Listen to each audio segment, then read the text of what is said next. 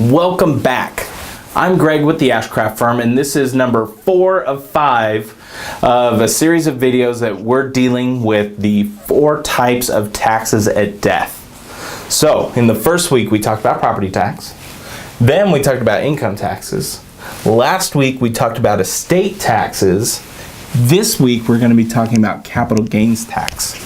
And next week, we're going to actually be talking about the interplay between capital gains and estate tax and how that's affecting all of our planning.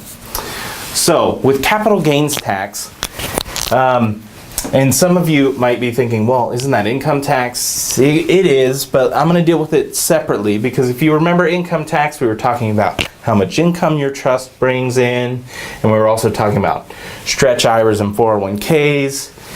This week we're going to be talking specifically about capital gains.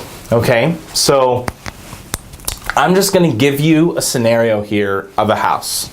Capital gains does apply to any type of property, but I'm going to talk to you specifically about a house. So let's say you bought a house in 1990, okay, and you bought it for $100,000.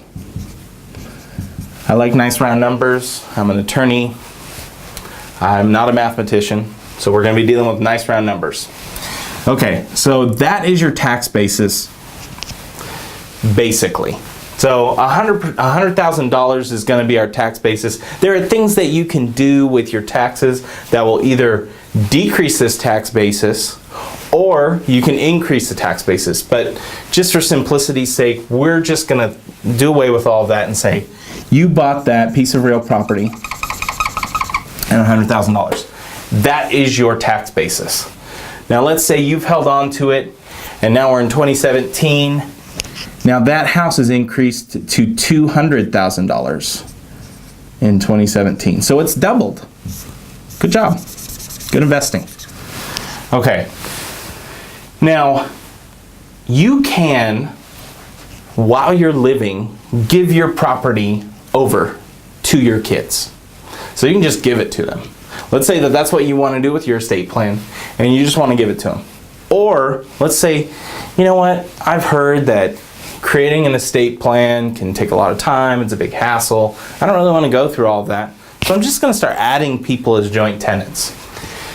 This is also giving your property while you're living. So these rules apply for both if you just deed the property over or if you add your kids to the deed as joint tenants or anything like that. And like I said, these rules also apply not just for real property, but for other tangible property too. So if you just put it in their name while you're living, then it actually locks in that tax basis. You give what they call a carryover tax basis. So you can see this arrow here. You give the same tax basis to that kid or the beneficiary, whoever it is, that you had while you were living. Now, if you sold the property, you'd be paying taxes on that $100,000 as if it's income. You'd be paying capital gains tax. Now, that capital gains tax, it used to be long-term capital gains tax was 15% across the board. That's not the way it is anymore. It's between 15 and 23.8%. That's the federal tax. And then we can add at least another 9% for California tax. Okay? So let's just, for ease sake, for round numbers, let's say a quarter of it. So a quarter of it goes to capital gains tax. All right? So we've had a $100,000 increase. A quarter of that is $25,000. Okay, so if all of your property added up, if on all of it you've received a $100,000 increase that you never cashed out on, then your beneficiaries are going to be footing the bill there. They're going to be paying that capital gains tax. Okay, now let's say instead you visited an attorney and they gave you some good advice and they said, okay, you've got that $100,000. That tax basis, this is the same situation, but we did different planning. So in 1990 you bought it to $100,000. In 2017 it's 200. Okay, same facts here. Let's say instead you passed it through a will or a trust. You didn't give it to them while you were living.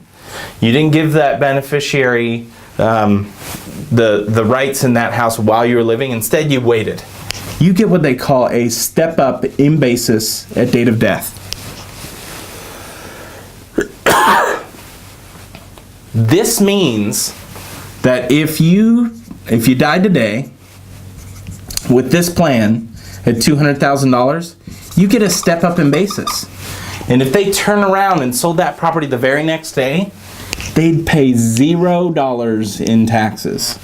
Now, if it does increase after you pass away and then they sell it, then they're just going to pay whatever increase after you died. So they're still saving that $25,000 in taxes either way. So you can see with a little bit of good planning, you can save your beneficiaries lots of dollars in taxes, in capital gains taxes. Thank you so much for watching.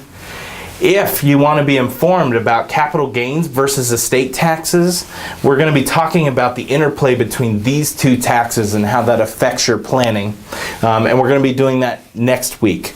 So if you want to be informed when that goes live, just fill out your name and your email address on that pop-up that happens at the end of this video, and then we'll tell you when that goes live. Thanks so much for watching.